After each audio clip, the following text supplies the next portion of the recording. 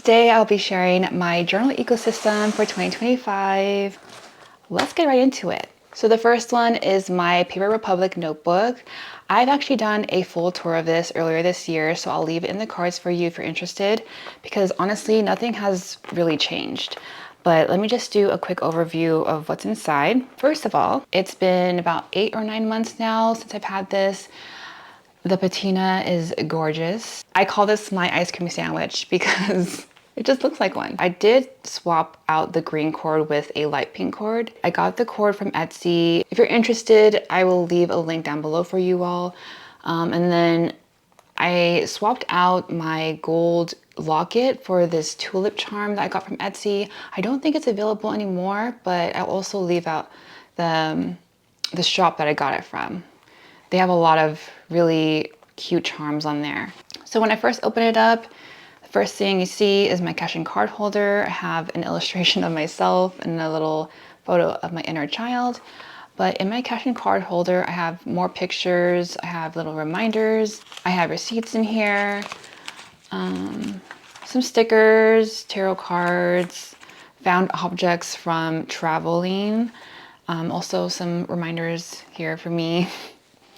Start now. And in between the cash and card holder is my first notebook, and it's the content planner. So this is where I jot down all my ideas for videos, for YouTube and TikTok. So I write down ideas for my Midnight Musings videos, Substack posts as well. And yeah, basically just writing down like a whole timeline of how I want my videos to be. I also write down ideas for my Inner Bloom sessions, which I just launched here on YouTube. I'll talk more about that later. I go pretty much in depth, and then I write down like the timestamps for the longer videos and just different notes that I need to add into the videos. And the second notebook insert is my Commonplace book, which is probably one of my favorite notebooks of all time because I love jotting down things I want to remember, whether it be about astrology, human design, anything that has to do with mindfulness. Like I have a couple pages about somatic healing. I'm really into that.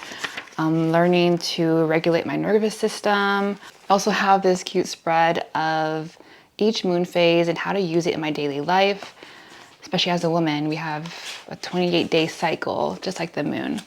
I also have a couple of TikTok recipes, which I've actually, this one I haven't tried yet. I wrote down a banana pudding matcha brownie. Yeah, just random recipes, notes on my particular birth chart. And then the third notebook insert is my weekly planner, which is from Paper Republic. I love this one.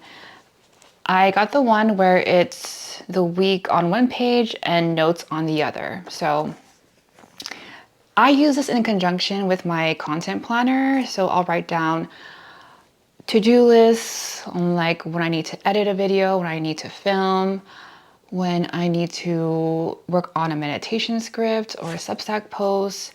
I also write down my daily to-dos, so things I need to do throughout my day. Also when I receive packages in the mail. And also on the notes page, I like to use this kind of like a junk journal as well. So I'll save wrappers from different candies I've tried, like this one. I think it was like a strawberry shortcake Kit Kat. I'll save those and I'll put random stickers. I paste receipts in here. Also, when I come upon a random quote, whether it be through TikTok, Substack, or Pinterest, I'll write it down here as well. Just like random notes, tags from things I've bought. Yeah, little love notes from my nephew. And that's basically it. And then the last notebook insert is my Stillman and Burn sketchbook, which honestly I don't use often. The last spread I made was back in June, and I really should fill this out more. I haven't been drawing much lately, so I feel like when I'm not in the mood to draw, I can just use this as like a scrapbooking if I wanted to. Maybe inserting some photos in here, things like that, just so I can finish it. This was originally my Slice of Doodles sketchbook, but I don't do the series anymore. I might bring it back in the future, but I just haven't been eating out lately. So I had this one since, gosh, was it 2016? I don't even remember. But yeah, you see my old food sketches. But then like earlier this year, I was bringing it out more. I went to new coffee shops that I tried, and I illustrated it, posted some pictures from that day, and then I stopped because I've been trying to be more mindful with where I spend my money. So like I've been just making matcha at home, which is fine. That's basically what is in my Paper Republic notebook. Did I mention what this is? This is the Grand Voyager in the pocket size, and it's in the beautiful chestnut color. I would love to buy the portfolio size. So I want to get an A5 so I can put these other journals inside. But when I checked recently, they were out of stock. So I gotta wait. I would love to get a new one in a bigger size with pockets inside. So that's on my wish list. So that's my first notebook. The second one is my Hobonichi Weeks. This is the Sky. I use this one for tracking my moods and just like my habit tracker. I also use this to track my period cycles as well, which has been really good because I don't trust period apps anymore. So that's why I prefer to keep track of my period cycles manually. When I first started using this, it was really fun. Like I was using all these stickers and it was really neat. So yeah, every night I would write down what I was feeling that day. Like I felt very social, especially on Substack. And I also wrote like productive and focused, happy and content, felt accomplished because I got a lot done today. And then the day before I wrote down annoying headache for most of the day. And I wrote down like what I was feeling physically. And then after that, I just stopped using stickers and it just became really plain. There was a point when I was actually writing down like daily reminders and right here it says, note to self, your progress still counts even if it's only visible to you. Keep going. Yeah, so on this side, I would write down my habit tracker. So yeah, my weekly habits would be meditating, reading, working out, doing oil pulling, and watering my plants. So that hasn't changed since I started this, and I've continued it since then. In the beginning, I was filling it out with quotes, little lists and reminders. Oh, I wrote down like a list of breakfast foods to lower cortisol levels and just things like that when it comes to health, emotions, how to regulate my nervous system and this and that. And then I got lazy because I'd be so tired at the end of the day. But yeah, I've continued just writing down like what I feel that day. Like, am I feeling calm and chill? Or if I'm feeling sad for some reason, feeling melancholy. Yeah, and then this week. I actually ran out of the black ink, so I started filling it out with blue ink. And yeah, my pages have been so sloppy, but I don't care. It's just for me to see how often my mood changes. But yeah, like every day for the past like, I don't know, week or two, I have been feeling really anxious, really tired. And I'm like, dang, what's going on? Now, would I continue doing this in 2026? Probably not, because it's gotten a little boring, to be honest. I mean, I would definitely want to get like a smaller like planner just to keep track of my period cycles because that's important to me. But yeah, like I said, I will continue using this till the end of the year. Now, this third journal is the Blooming Diary. So I use this for two things. The first is for my art journaling sessions for Inner Bloom, which I just relaunched here on YouTube. Inner Bloom is my monthly offering where I alternate between art journaling sessions and guided meditations. So the first one that I posted for August is an art journaling session, which is the Soul Suitcase. So this one is focused on what you want to continue bringing into the rest of this year. So they can be tangible items or different rituals or habits that you've implemented into your life that have been benefiting you. Yeah, things that you want to carry, things that nourish you. And so just put it into a suitcase, which I actually drew the suitcase that I used for San Francisco. And this session was actually inspired by that trip. Some of the previous ones I've done, which were when I still had Inner Bloom on Substack, this one was focused on messages from the soul. I did a meditation beforehand and just jotted down everything that I saw through my meditation, and I translated it into a spread. So I asked myself, like, what do I need to hear most at this moment in my life? And these are just the things that I heard through or felt during my meditation. And this is the first art journaling session I've ever done. This is the Seeds of Intention. I did this one for March because I believe that it's best to set intentions during the springtime, not on January. So yeah, I set all my goals and intentions on spring day, which is my birthday. So for this one, it was just like I made little windows with flowers on them, and I put personal growth, health, wellness, and this and that. And I wrote down my intentions inside the flap. Yeah, so this is where all my art journaling sessions go. But if you're interested in joining, which I would love for you to join, I would love to connect with you on there.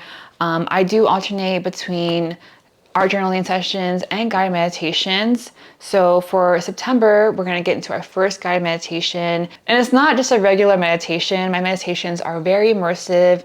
It's almost like a storybook. So I really put a lot of my creative ideas and storytelling into those guided meditations. So it's really fun. I also include journal prompts, bonus activities, stuff like that. So aside from my art journaling sessions for Inner Bloom, I also use this for my manifestations. So when I'm trying to manifest a particular thing, or during a new moon and full moon cycle, I write it all down here, and I also create little spreads like this one. That one was for the Jupiter, Cazimi, and Cancer new moon. I also write down love letters to myself. Like this one recently, I had a pep talk with myself at one night when I was feeling very anxious, and I wrote down a note to self. When we resist what could nurture us, we're only stunting our growth. I said that to myself in front of the mirror, and it just hit me. And then I wrote a love letter to myself. And this is the Moleskine art journal, I think. That is a third journal. Now this fourth journal is by Paperage, and it's in a cute blush color. Originally, when I first bought this one, it was supposed to be for my morning pages, but to be honest, I stopped doing it. And so now it's just a mix of my dream journal, my tarot journal, and just random journal entries. I don't write in the morning anymore because my morning routine has shifted a lot. So I meditate, I do EFT tapping, which has been so powerful. I've been doing EFT tapping for 2 months now, consistently. And oh my gosh, it's amazing. But yeah, I do a lot of other somatic healing and healing my nervous system. Because of all that, I don't make time for morning pages, and I feel like that extra 40 minutes to an hour of doing morning pages, it's a lot. And I just don't feel like doing it right now, but who knows? I may go back to doing morning pages again, but I have been enjoying writing down my dreams, because especially in the past, I don't know, 2 months or so, my dreams have been extremely vivid to the point where I can write them all down. I also write down my interpretations from my tarot readings as well. I go in depth with what I'm going through right now and how it relates to the cards and this and that. And lastly, which surprisingly has been my favorite one as of late, this one I call my 888 journal. And this is my Leuchtturm 1917 journal. This is a lined one, or Oh no, it's a dotted notebook. And this is the perfect shade of sage green. So this one has gone through a lot of different changes. When did I first buy this? I got this maybe a couple of years ago, but I wasn't filling it out as much. It was originally gonna be for my, oh, by the way, where's my other one? Oh, wait a minute, I need to get the other journal. I'll get it after this. But anyway, let's talk about the 888 journal. So this one started off as just an abundance log. So the abundance log is basically a log where I write down the things that I receive from other people. So this is actually an idea that I got from Leora Alexandra. So I took her prosperity course back in 2020. I love her courses and I go and do it every now and then when I need a little refresher, but I've been doing the abundance log since then. So for 6 years, I've just been keeping a log of everything that I receive from outside sources, whether it be through commissions, from family members, from friends, or if I find $1 on the floor, I write it all down. I write down the date that I received it, the amount. When you write down the amount, you have to put a plus sign, so it shows that you've received it. And then the note, so where the abundance is coming from. It doesn't have to be actual money. It can just be little gifts you receive from someone. Maybe someone gave you flowers out of the blue, and you can write that down. And then the amount, you can just guesstimate. And then a note, say like, a bouquet of flowers from so-and-so. And the important thing to do, the last part, is gratitude. So you write down, I'm grateful that so-and-so gave me a bouquet of flowers out of nowhere. And yeah, you just keep a log of that. So the purpose of an abundance log is to help you feel safe receiving things from others. And that's something that I've been working through for many years. I've had to go through a lot of like inner work when it comes to self-worth, money. So this has really helped me feel safe in receiving things from other people. So yeah, I've been writing all that down. And aside from that, one thing that I've been doing recently on the other side of the spectrum is keeping a spending with intention log. Now with this one, I write down everything that I spend. Now this one I realize is one of the hardest ones. Like now that I'm okay and I feel safe receiving things from others, now I have to feel safe in spending money. I always feel like my body contracts when money leaves my account. So I just thought like, I think it's best for me to keep a spending with intention log. Like for me, I have several like subscriptions I'm paying for. So one example of that is for Epidemic Sound for my YouTube. So I don't create columns for this one. I just make lists. So on July 16th, 2025, I spent $17.99 and I spent it on Epidemic Sound subscription. And after that, I wrote feeling before. I wrote slight anxiety, seeing all of the auto pay notifications hit at once. That week, I was spending money on all of my subscriptions and I'm like, I didn't realize I have all these subscriptions. And they're just like one after the other. After that, I wrote my gratitude. So I wrote down, I'm grateful I have music that helps me bring my creative vision to life. The subscription supports my art and expression. And then the last thing I write is feeling after.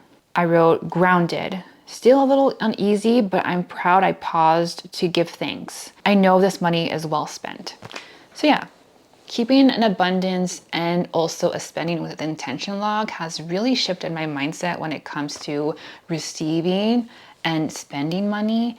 Like, these past 2 months especially have been so pivotal for me. Like I swear this journal has probably been the most powerful one as of late. But aside from those two things, oh my gosh, like I've been doing a lot of like inner healing when it comes to my beliefs surrounding abundance, money, and especially self-trust. Like, I had so many epiphanies. And like I mentioned earlier, I have been consistently doing EFT tapping, and the specific scripts that I focus on is surrounding money and abundance. And so literally I started it at the end of July, have not stopped since. Like every morning and every night I do an EFT tapping script surrounding this theme, and I write down, like, and especially in this journal, I write down what I've been feeling every week, some of the symptoms, because like with EFT tapping, you feel physical symptoms, like you burp, you, I don't know, like hear gurgling in your stomach. It's like a form of releasing. And so I write these things down, just my experience with EFT tapping and how it's changed my mindset. Oh, also I did a recent, I think that's what really helped me. I came upon like a free masterclass. It was, I forgot what her name is. I think her name was Jessica, but I found her on YouTube, and it was her masterclass for a step into your wealth identity. And this is the course that really helped me like focus more on healing my nervous system and practicing somatic healing. Like this changed it for me. So after I did this masterclass, that's when I started doing the consistent EFT tapping. I wrote down a lot of the notes from her masterclass about like the trauma responses and how they show up with money. And yeah, dude, like I'm telling you, if you also struggle with like money wounds and just abundance, I really highly recommend keeping a journal like this, because just in the past 2 to 3 months, I feel so different now. Another thing that really helped me change my mindset is from one of my favorite books of all time. And I've shared this book with friends in the past, but it's a book called Manifest Now by Ideal Ahmed. I have that book on Audible and I listen to it every now and then. And I've listened to it maybe over 10 times. I think 2018 was the year that I purchased the book, and I've been listening to it whenever I feel like I need a refresher. But there was a particular thing towards the end of the book. It was like a 7-day challenge basically. And it's where you manifest millions of dollars. Say for example, you're given $1 million each day for a whole week. What would you spend it on? And so literally she has you write down every little thing, how much it costs, and it has to equal $1 million. And I'm telling you, this is actually the first time I started doing it. Throughout the past several years of having this book, like I've only read it, but didn't actually do this exercise. But I felt like this was the right time for me to do it because I've been going through a lot of inner work when it comes to abundance and money. And so this particular 7-day challenge was so good. Like literally, this is what I did. I wrote down every single thing. The first day was like all about me upgrading all my equipment, traveling, giving money to my family. And then at the end of the list, I would write down how I was feeling when I was spending all that money. And I swear every single day, like I was feeling free, I was feeling wealthy. You should definitely try this challenge. Also get that book, Manifest Now. That book is so good. Like her voice, so soothing. But I swear, if you struggle when it comes to abundance and receiving, and if you have negative limiting beliefs when it comes to money, try this 7-day challenge. Seriously, changed my life. So many great things came into my life after doing this too. And every now and then I'll write down entries surrounding money and the connection with my birth chart. Like, I was like, wow, this makes so much sense. But yeah, that is basically what this journal is all about. My last journal is this old one that I've had since 2022. This is a Moleskine. Originally, I kept this one for like my creative ideas and yearly goals. I'm now using this one for learning Korean. So if you've seen my previous Midnight Musings video, in that video, I shared 15 different ways you can journal. In the video, I mentioned how I wanted to keep a language learning journal. And I was so close to buying a new one from like Barnes & Noble, but this one was screaming at me. It was just sitting here on my shelf, like, please notice me. I still have many pages left. And it does. So I literally just started this recently. I have been learning Korean sporadically since like, I don't know, 2007, but I wasn't super serious about it. Like I would learn from K-pop, K-dramas, and you know, I hear things and I know what it means, but I haven't written anything down since then. It's been like over a decade. So even though I do know the alphabet, I wanted to have it written down anyway. So this is my first page. This is the Korean basic vowels. I want to start off as a beginner again, even though I'm not really a beginner. I'm gonna continue doing the rest of the alphabet, and then I'll go into like all the basic things. So yeah, this is what I'm gonna be using this old Moleskine notebook for.